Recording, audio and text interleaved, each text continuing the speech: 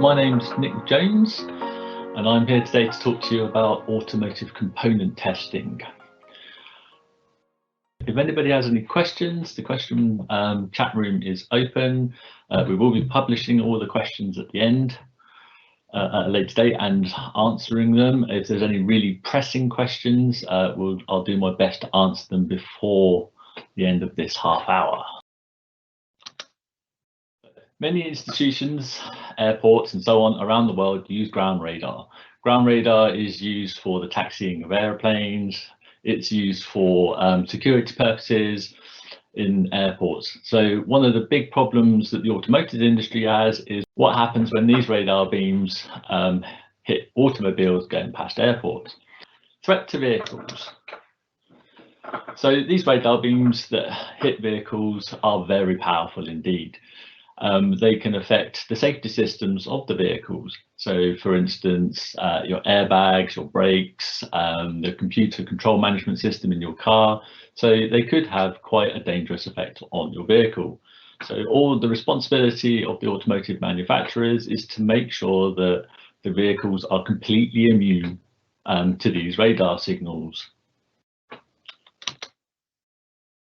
So to this end, the standard governing bodies and the automotive manufacturers have come up with the standards and the test levels for all the components within the vehicles. Now, these standards are done by the automotive OEMs, and they are different throughout the world. As you can see from this list, we start off at the top with the US manufacturers. One of the biggest in the world is obviously Ford, and then we have GM. We also have Fiat Chrysler, sorry, the Volkswagen standards, Volvo, the PSA group, which is a European French one, all the way down to some of the newer Chinese manufacturers at the bottom. Now, as you can see, the frequency and test level requirements for the different OEMs is different. We have different frequency requirements from 400 megahertz up to all the way up to 6 gigahertz. And then we also have two types of tests that we have to perform. We have the AM testing that's required, and we have the radar pulse testing. There's different frequencies and different power levels required for both types of test. The challenge for all amplifier manufacturers and for systems integrators is which is the most efficient and best way to carry out these types of tests. Different amplifiers are needed for both types of test.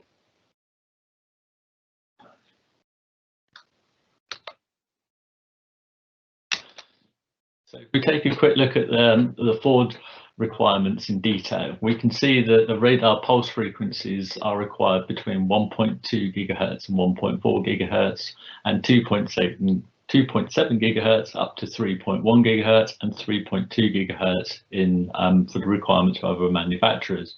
And test levels are up to 600 volts per meter at a distance of 1 meter from the component that is being tested. When we talk about whole vehicle testing as a whole, this is done under a different standard and requires much bigger antennas and much larger amplifiers to achieve the field strengths that are required. So the radar pulse element of these standards is basically a burst. So when the radar swings round, the automobiles are hit with very short, powerful bursts of radar pulses.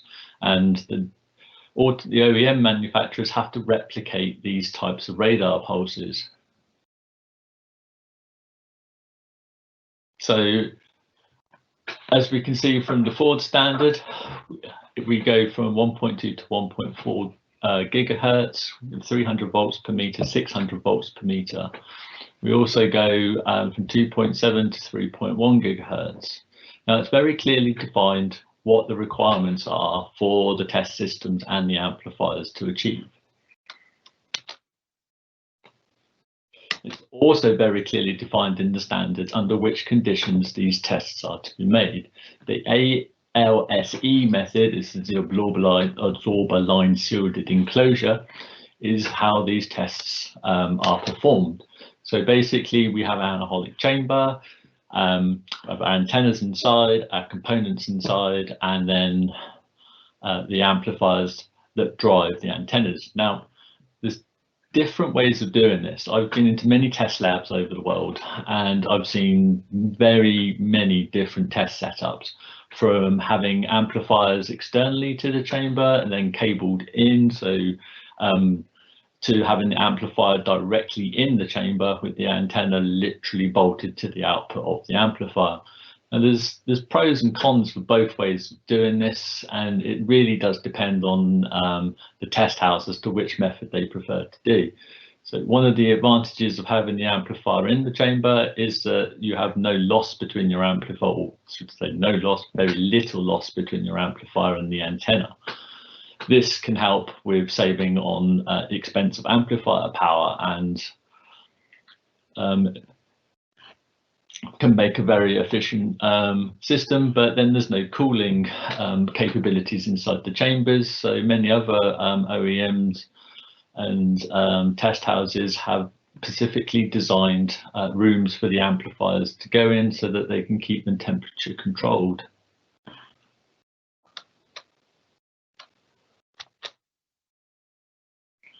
So between two different types of testing, the AM testing from the amplifier, it requires a CW signal, not a pulse signal. So we know that to complete this type of testing, we need a CW amplifier.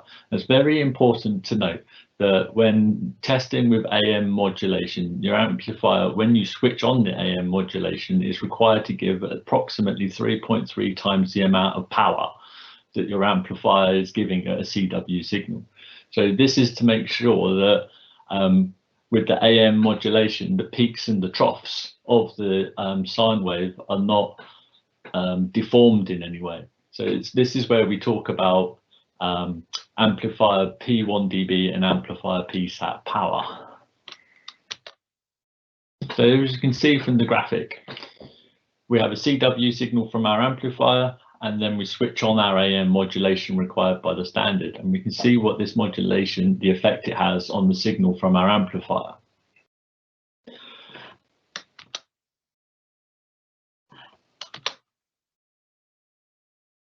So for CW pulse modulation requirements, the output from the amplifier can exceed its P1 dB limit.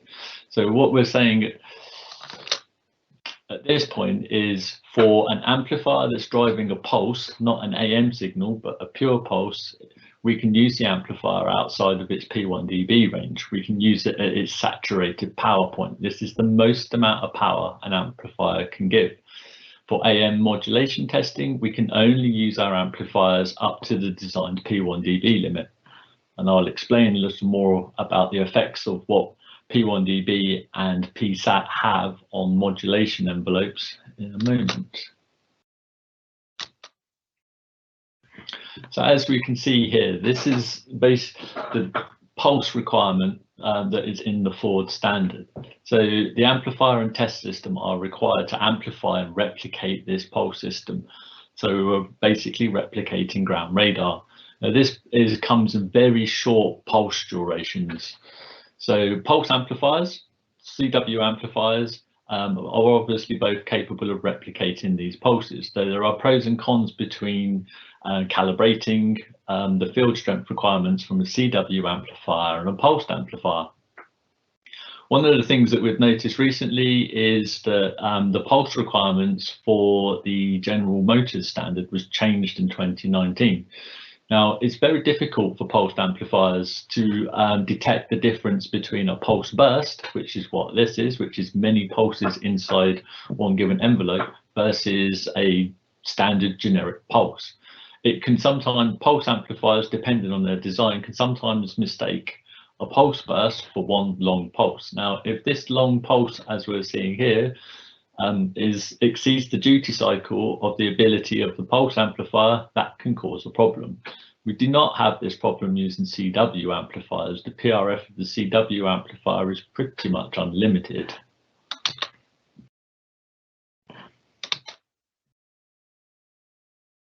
So for using a CW amplifier, how much power do we actually need from our amplifier to achieve the required 600 volts per meter? Now, horn antennas are usually the preferred method for achieving this type of field strength, at these frequencies because they are the most efficient. And there's different types of horn antenna on the market. Ideally, if you're looking for the most efficient solution to do both types of testing, you'd look at using a broadband horn antenna. But generating the power between 1.2 and 1.4 gigahertz using an antenna of this type requires quite a lot of power. So in some instances, we're kind of looking at two amplifier power levels between 1.2 and 1.4 gigs and 2.7 and 3.2. But there are now available on the market specific narrowband horn antennas specifically designed for the lower frequency that have exceptionally high gains, thus reducing the amount of output power required from the amplifier. But this type of test setup can be quite limiting because it can only be used for that one specific radar pulse. So if you're trying to do both types of testing, you're either going to have to switch between systems or potentially even switch between amplifiers. So if we have a broadband horn antenna solution, we'll basically work out the field strengths via the simple calculations. So we're basically saying that if we have a horn antenna that has a gain of 12 dBi, this should be enough to generate 600 volts per meter with an amplifier output power of 750 watts. 750 watts is quite a lot of power, but there are many amplifiers on the market today that can generate this type of power at these types of frequencies.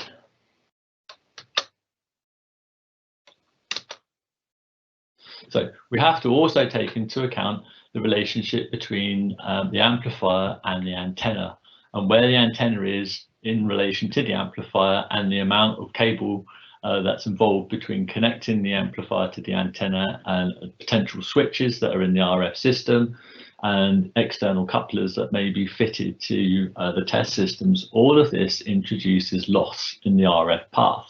Loss is something that every system design engineer it's their worst enemy, basically, because loss requires you to produce requires more RF output or more RF power, and this obviously can cost money. So in the ideal scenario, 750 watts can be generated from an antenna with 12 dBi of gain. Now this is taking into account no loss, as we can see from the chart and the screen on the screen in front of us. We basically have 600 volts per meter, 12 dBi of gain, and as a minimum going across our frequency range of 800 megahertz to 6 gigahertz.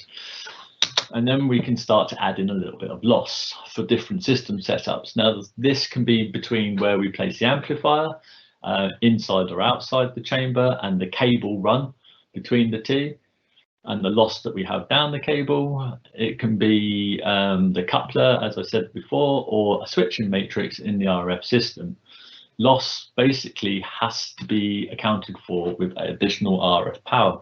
And as we can see from the chart, a few points of loss require more power from your amplifier. So in a typical system, we're basically looking at about 800 to 900 watts of RF power requirement between 1.2 and 1.4 gigahertz in the real world. So let's come back to usable power from our amplifiers for different types of testing. Saturated power versus linear power, P1 dB.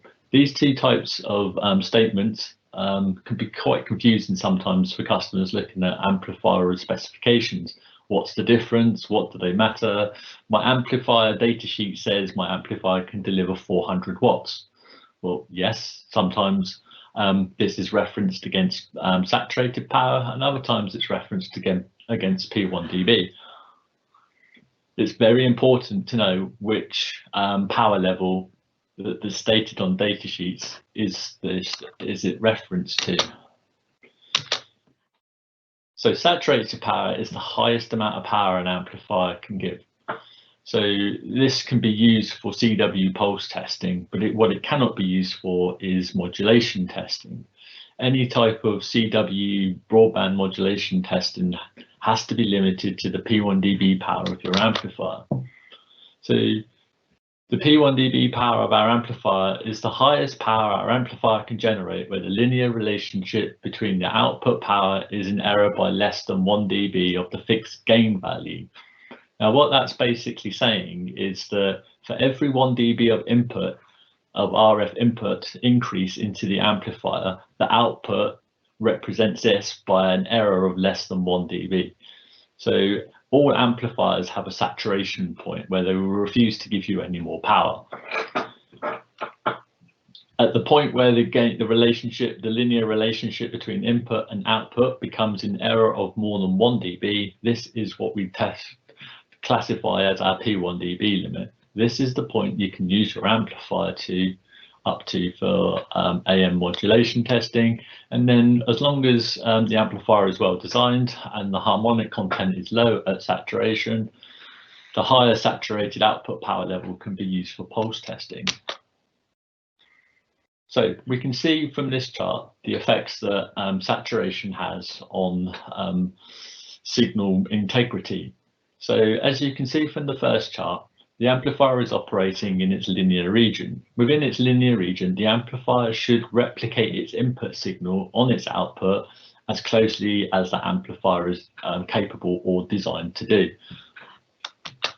As we increase the input power, the gain relationship or the linear relationship between input and output starts to become affected.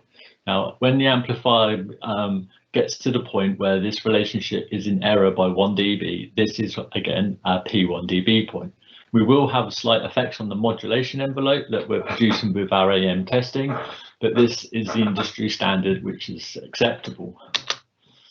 As we start to drive the amplifier harder, as you can see, the modulation envelope starts to become more affected. We're at 2 dB compressed, and we're starting to see clipping of the AM signal because the amplifier is not capable of generating the higher peaks and the lower troughs because it's run out of power requirement. As we keep going up to 3 dB compressed, which is saturated output power, for an AM signal, the amplifier can no longer produce accurately the signal which is on its input. At this point, we are saying the amplifier or the test system is not capable of reproducing the required AM modulated signal, so the test is basically becoming invalid. All AM modulated testing should be done up to its P1 dB level.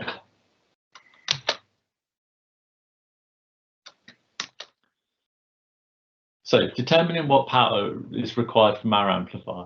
The test level is required by the standard. It dictates the amount of output power, the type of modulation required, whether it's an AM signal or a CW signal, the selected antenna.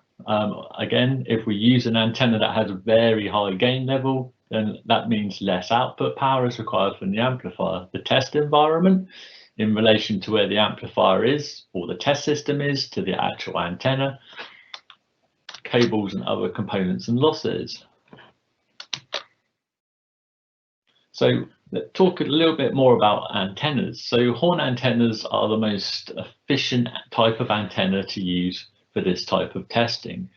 There are many broadband horn antennas on the market, which if we use or have a test system that's capable of using a horn antenna from 800 megahertz to 6 gigahertz, it's a very simple system for the engineers to design and build. You have a couple of amplifiers, a switch matrix in between, and one horn antenna which you can use for this frequency range. To cover the entire frequency range from 80 megahertz up to 6 gigahertz that can be required, then an additional antenna is required.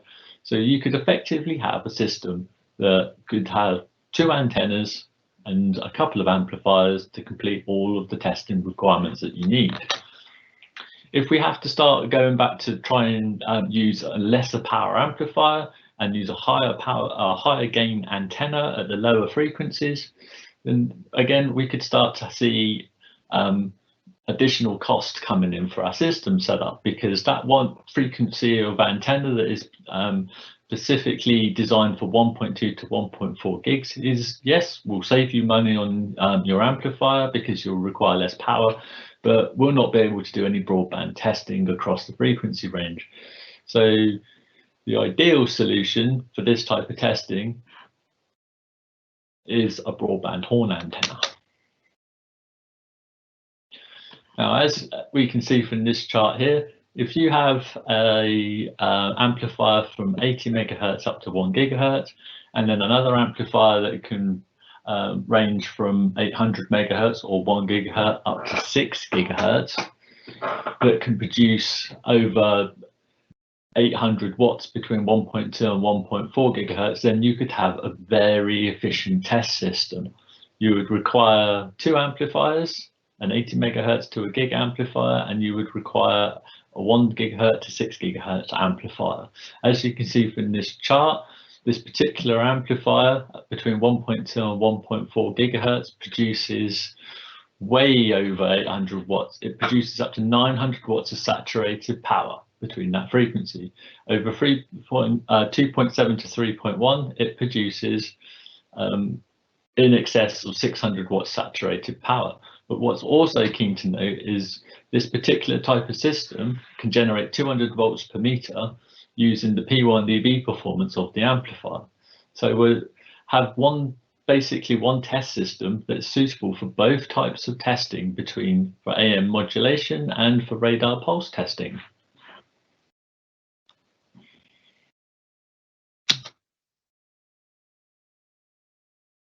So in summary, with these two types of amplifiers, we could have a very simple test system. So we currently at Amatec CTS have the CBA1G 1200D and our newer CBA 6G 900 600R, which is specifically designed for automotive radar pulse testing and CWAM modulation testing. We can generate 600 volts per meter pulsed in one full sweep, and we can also have no limits to broadband testing for 200 volts per meter.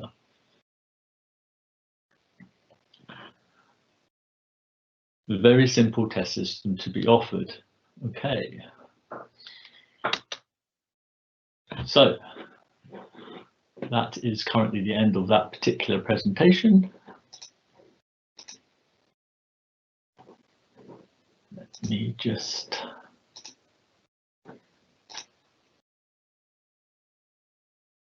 so as you can see from the presentation, we are a very efficient test system that can be designed and offered. So let's take a look at some of the questions that have been asked. See if I can answer some now.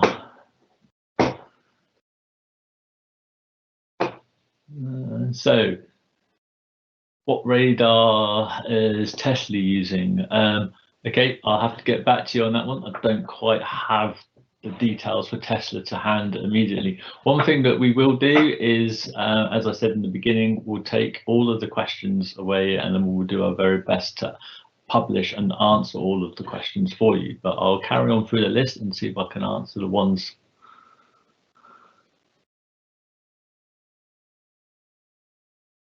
Since cable loss above 1 gig can be significant on the reduction in the power actually delivered to the antenna, how will the amplifier be positioned? Does it need to be in the chamber? Is there any effect on the amplifier?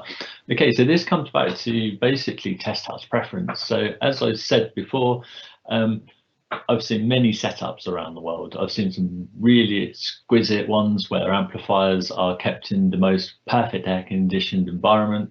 And I've seen some rather more suspect looking ones, we'll call them, where amplifiers are just left in hallways. So there is no real danger to putting the amplifier in the chamber. The direction, the beam from the horn antenna is very focused and very narrow. So as long as it's set up correctly and some understanding is used, there is no difference between having from the amplifier safety point of view, from having the amplifier in an air conditioned room into the chamber. As I did say earlier, the one slight maybe disadvantage is that there is no air conditioned cooling for the amplifier, but the amplifier, if well designed, shouldn't require so much cooling to keep itself, as in external air cooling to keep itself that cool. and you will have the benefit of reducing the cable loss between the amplifier and the antenna.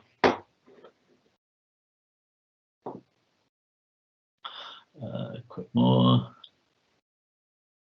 Are the presentation slides available for downloading? This entire webinar is recorded, so afterwards we will be distributing the recorded webinar, and there is an accompanying document that you should receive for signing up to this webinar that basically has all of the slides and the presentation that I've just been through. So how dangerous is microwave radiation from radar, prolonged use, and radar for the vehicle occupants? So there is many different types of opinions on RF field strengths and the effect it can have on people, but the regulatory standards are designed to ensure that the people and the components within the cars and the cars themselves have no detrimental effect after any long duration of exposure.